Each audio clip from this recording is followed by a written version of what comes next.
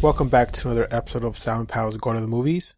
I'm actually reviewing this review by myself, and today I'm going to tackle Little Joe. And just a fair warning, there's going to be spoilers up ahead, so you've been warned. Alice, a single mother, is a dedicated senior plant breeder at a corporation engaged in developing new species. Against company policy, she takes one home as a gift for her teenage son, Joe. As director, we have Jessica Hausner. For writers, we have Geraldine Bajard and Jessica Hausner. Let's start by going down the cast. We have Emily Beecham as Alice Woodward, Ben Whishaw as Chris, Carrie Fox as Bella, Kit Connor as Joe Woodward, Phoenix Bussard as Rick, David Wilmot as Carl. So let's get into this. I'm going to start off with my pros. Love the acting from Emily, who played Alice. She did a phenomenal job. Her acting was borderline. I couldn't read her intentions because in this movie, there's a concept of people slowly being taken over by this manipulative plant who changes your emotional state. But at the same time, it starts controlling your behavior in a sense like a mind control plant through pollen. So some people start acting a little weird, but throughout the movie, it's hard to tell if she's under the influence or not. But then when you finally decide that she isn't, then there's some things that other people start doing that starts questioning, like, has she been plotting this herself? Did she do it on purpose? Or is she playing a fool? Or is she trying to evade other people? Other than that, some of the other casts were phenomenal in their roles as well. One to point out was Carrie Fox. She was the one who actually started planting the seed, pardon the pun, in Alice that something was wrong with Little Joe, the plant. From there on, she was actually talking to the audience and having the audience pay attention to her, even though everybody else was saying there was something wrong with her mental state to begin with before.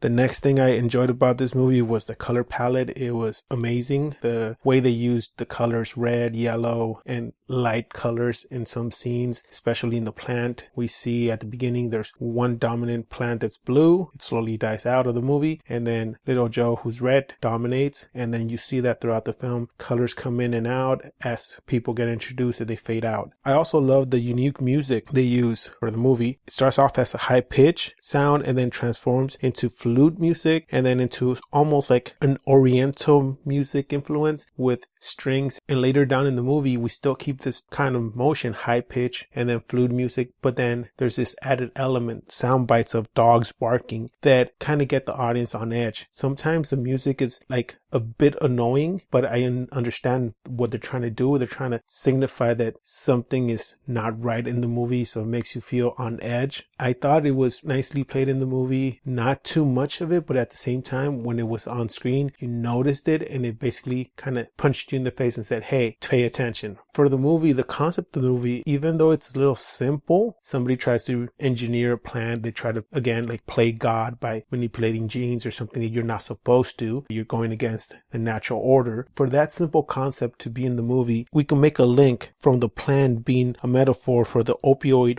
pandemic that's been occurring, or we can go as far as to say that it represents actual drugs in the world that are called mood stabilizers and how society sees them as a benefit or as a burden. Some people do say that they change behaviors. They do make people function in society, but at what cost? By changing their mood and their personality. So we can see that and try to make those connections in a sense. But overall, the plot of the movie was a little simple. I wish they would have elaborated more or been a little deeper and had more information or character development. But that's for my cons, so let's move on to those. I really think the movie was a little too long, like I said, for the simple plot. It didn't take an approach to develop characters or even the plot itself, make it a little deeper. At some points throughout the movie, I was telling myself, I get the point, can you just get to the end, or can you just stop pushing this concept? I already understand what's going on, just move on and proceed with the movie, because it did kind of drag a little bit in some scenes. They kept going back to one thing over and over, and as an audience member, I was like, okay, stop beating a dead horse with a stick. For all the talk throughout the movie about the flower festival, they were preparing this Little Joe specimen or species to showcase in that show, we never saw Little Joe actually spreading his pollen and trying to take over the world. It seemed like this festival was going to be center stage where he was going to blossom, pardon the pun again, and basically take over. But we never saw that concept, or we never saw that plan come into fruition. So